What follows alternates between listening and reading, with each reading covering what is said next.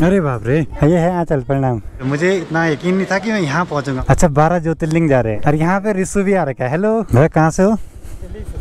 दिल्ली से। बाइक से? हमको मिले कूल पहाड़ी दीपक बिष्ट, बड़ा सा सांप गया ऊपर को।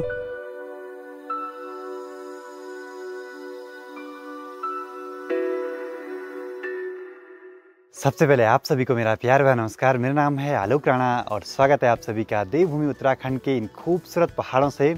आज हमारी चारधाम यात्रा का 9वां दिन है और अभी मैं हूँ त्रिजुगी नारायण गांव में और यहाँ से आज मुझे कोशिश करनी है कि मैं बद्रीनाथ धाम तक पहुँच पाऊँ। और सबसे पहले पहाड़ी नाश्ते से आज के दिन की शुरुआत करते हैं।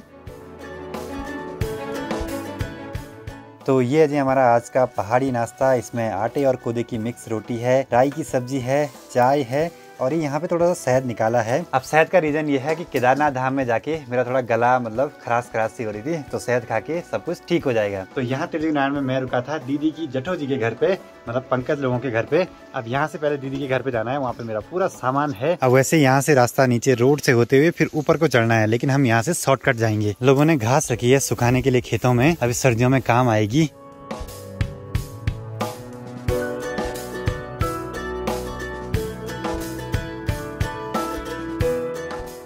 यहाँ पे देखिए छोटे छोटे पपी हैं। अब मैं केदारनाथ धाम की यात्रा पे गया था तो मैंने ज़्यादातर सामान यहीं पे छोड़ा था जो मेरे यूज़ का नहीं था। तो जल्दी से वो सामान पैक करते हैं और फिर देखते हैं क्या होता है आगे। उससे पहले यहाँ पे देख लेते हैं कि दीदी की पॉली हाउस में क्या क्या चीज़ें हुई हैं। अरे वाह, मतलब कि मौसम की मार नहीं पड़ रही है। यहाँ पे पत्ता गोभी भी हो रखी है, मूली है, राई है, बहुत सारी चीज़ें, धनिया धनिया सब कुछ हो रखा है, गाजर भी हो रखा है। अब निकल पड़ते हैं आगे के सफर पे।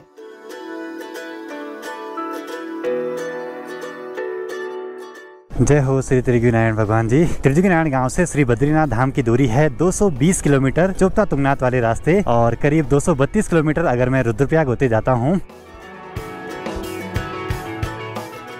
अब यहाँ नीचे है सोनप्रयाग पार्किंग और गाड़ियाँ थोड़ा सी कम है आज। और ये सभी यात्री लोग अभी बाबा केदारनाथ जी के दर्शन करने के लिए ऊपर को जा रहे हैं और मैं पहुंचा हूँ दीदी लोगों के होटल के सामने पे और यहाँ से प्रीति भी आएगी मेरे साथ। ऊपर से होके आगे आप जा रहे? नहीं, अभी जा रहे हैं, अभी बस होटल में रुके थे। अच्छा, तो यहाँ से प्रीति के पास डबल बैग दे दिया हमने।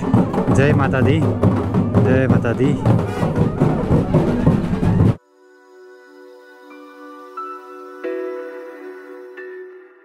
अब ये घोड़े खच्चर देखिए, इतनी खुशी है इनके अंदर केदारनाथ धाम से वापसी आने की। इतनी तेज़ी से दौड़ रहे हैं पर ये सेफ नहीं है, ये लातें भी छटका रहे हैं और आगे से ना कोई अगर बाइक वाला आएगा तो उनके लिए भी दिक्कत है। ये देखिए, अरे बाप रे, अरे आराम से आराम से आराम से आराम से।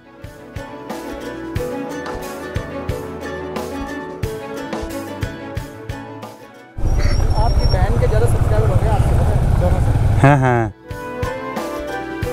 अब ये है कुंड का पुल जो कि बना है मंदाकिनी नदी पे और अब यहाँ आगे से दो रास्ते हैं। लेफ्ट वाला जाता है चोपता तुंगनाथ होते हुए श्री बद्रीनाथ धाम को और ये राइट वाला जाता है रुद्रप्रयाग मार्केट होते हुए श्री बद्रीनाथ धाम को। और ये रास्ता ऋषिकेश और हरिद्वार के लिए भी जाता है। हमारा घर और होम टाउन यही है तो हम यहीं जाएंगे। वाह, अरे बाप रे, यहाँ पे अभी बड़ा सा सांप गया ऊपर को। अब सर्दियों का मौसम आने लगा है तो जिन जगहों पे थोड़ी सी धूप होगी तो सांप धूप सेकने के लिए बाहर आए हुए हैं। इस बार मैंने बाइक की सर्विस करा रखी है तो यात्रा पे कोई भी दिक्कत नहीं हुई। बस चेन टाइट करवा देते हैं, थोड़ा ल्यूब भी करवा देते हैं। तो मिस्त्री जी बता रहे हैं कि बाइक की जो चेन सेट है वो चेंज करवानी पड़ेगी कुछ टाइम में। देखते हैं अगली सर्विस पे। तो चेन भी टाइट हो गई है और यहाँ पे देखिए हमको मिले कूल पहाड़ी दीपक बिष्ट।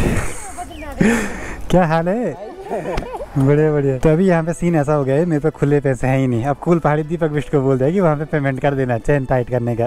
और यहाँ पे रिसु भी आ रखा है। हेलो, कौन? मैं पहाड़ी बाइकर। चलो जी अब आगे को बढ़ पड़ते हैं और अब यहाँ पे कहानी में ट्विस्ट ये आता है कि मुझे प्रीति को छोड़ने के लिए घर जाना है। प्रीति मेरे साथ श्री बद्रीनाथ धाम की यात्रा पे नहीं आ रही है तो बहुत दिनों के बाद यहाँ घर पे आया हूँ। और माँ देखिए यहाँ पे लगी हुई है भट्ट कूटने पे। यहाँ पढ़ना बड़े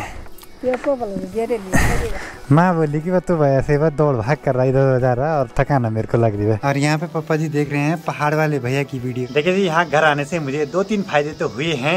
एक तो बहुत दिनों के बाद घर का खाना मिलेगा अभी खाने के लिए।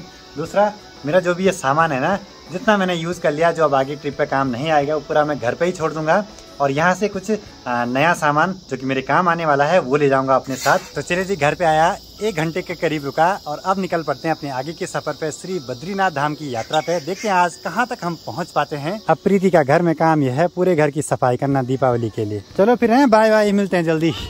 आगे बढ़ने से पहले एक सीन हो गया था, मैं अपना जो टॉवल है वो घर पे ही भूल आया था, मैंने सुखाने के लिए रखा था। प्रीति ले आई है, प्रीति की तो ऐसे भी हालत खराब थी, मैंने कहा चलो यहाँ तक तो आ जा। तो प्रीति जी की दौड़ा भागी होगी है। तो चले जी, सब कुछ सेट है, राइडिंग गियर पहन लिए हैं क्योंकि आज सिर्फ बाइक चलानी है इसके बाद। ठीक है प्रीति, बाय बाय, मिलते हैं। ये है आंचल, प्रणाम। तो ये सारे हैं आंचल के दोस्त जो कि अभी कॉलेज से आ रहे हैं, यहाँ पे फोटोग्राफी कर रहे हैं। चलो जी, यहाँ पे बर्थडे सेलिब्रेशन हो रहा है। चलिए जी, इससे अच्छी बात और क्या हो सकती है कि यात्रा के दौरान यहाँ पे आंचल के दोस्त मिले, सभी अपने व्यूअर हैं और यहाँ पे एक का बर्थडे था तो बर्थडे का केक भी खा लिया है। अभी शाम के करीब 3 बज रहे हैं और मैं हूँ उखीमठ मार्केट में। अब देखते हैं यहाँ से हम कितना रास्ता कवर कर पाते हैं। अब ये जगह है भारत से आश्रम मोड़ और यहाँ से मुझे लेफ्ट को जाना है चुप्ता तुंगनाथ वाले रास्ते पे।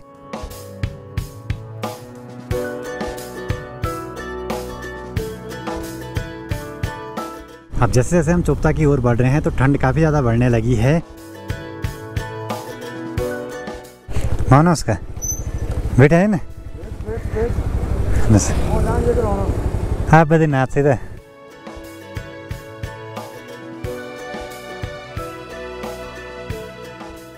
और ये हम अभी पहुंचे हैं चोपता मार्केट में और यहीं से भगवान तुंगनाथ जी के मंदिर का पैदल रास्ता भी है। जय हो बाबा तुंगनाथ जी। पर हमको सीधे आगे को बढ़ना है, यहाँ से सीमा प्रारंभ हो जाती है थाना गोपेश्वर, जनपद चमोली। अब यहाँ से कभी कभी ना हिमालयन थार भी दिखाई देते हैं। अभी आज यहाँ पे सिर्फ 2 ही दिखाई दे रहे हैं, नहीं तो यहाँ पे पूरा झुंड रहता है इनका। अब ये वन्य जीव बाहुल्य क्षेत्र है तो यहाँ ज़्यादा हॉर्न का प्रयोग बिल्कुल न करें। भैया कहाँ से हो? दिल्ली से। बाइक से कहाँ तक जाना है? All India. कितने स्टेट हुए अभी? 16++2 यूनियन। अच्छा चलो बढ़िया। आज कहाँ? चोपता तक। क्या यूट्यूब चैनल है आपका? आदिज ब्लॉग डायरी। चलो बढ़िया। साइकिल से ट्रैवल करने का भी एक अलग ही मज़ा है। यहाँ पहाड़ों में साइकिल चलाना बहुत बड़ा टास्क है। देखो हम अभी ढलान पे उतर रहे हैं तो ये तो आसान है साइकिल चलाना, लेकिन चढ़ाई पे चढ़ते हुए हालत ख़राब हो जाती है यहाँ, क्योंकि कहीं पे बहुत ज़्यादा खड़ी चढ़ाई रहती है। ये क्या है? कैमरा इसी में आता है। हाँ लगाना पड़ता है। ये लो टॉफी खाओ तुम।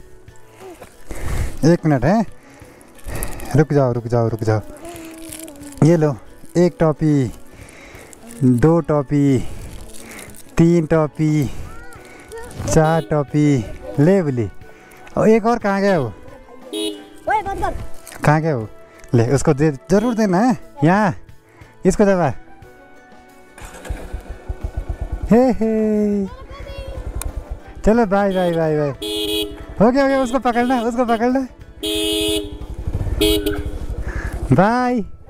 ना ना नहीं रुकेंगे हम, बाय बाय। अभी छोटे छोटे जो बच्चे हैं वो नेपाल के हैं और उनके माता पिता यहाँ काम करते होंगे, तो रोड साइड में उन्होंने टेंट लगाए हैं। और मुझे ना ऐसे कैंडीज रखनी पड़ेंगी क्योंकि कई जगह पे मिलते हैं छोटे छोटे बच्चे। कहाँ से आप?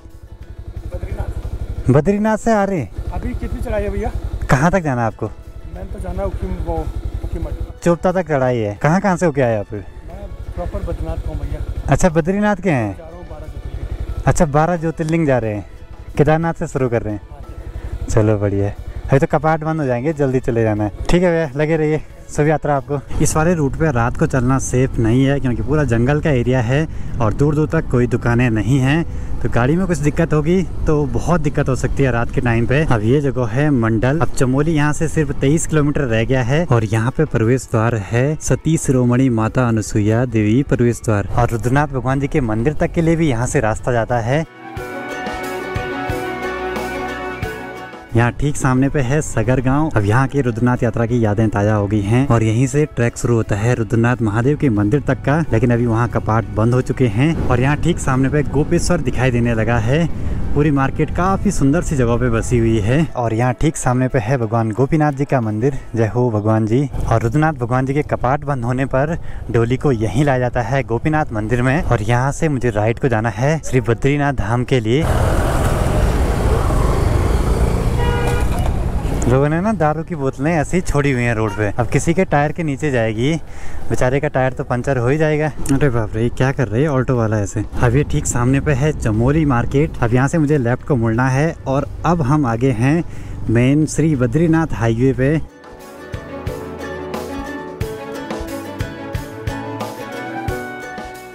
श्री बद्रीनाथ धाम है यहाँ से 89 किलोमीटर, जोशीमठ है 45 किलोमीटर। उत्तराखंड का राज्य पुष्प है ब्रह्म कमल। तो यहाँ पे एक प्यारा सा ब्रह्म कमल बनाया गया है, बड़ी सी सेब बनाई गई है।